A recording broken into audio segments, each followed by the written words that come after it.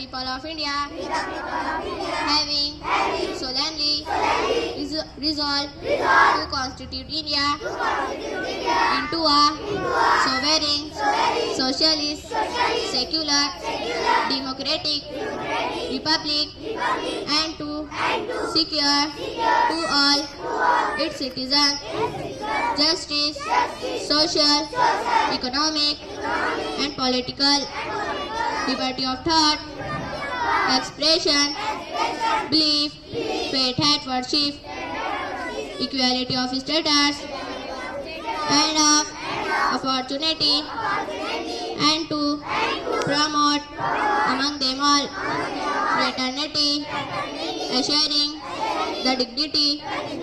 of the individual and the unity and integrity of the nation.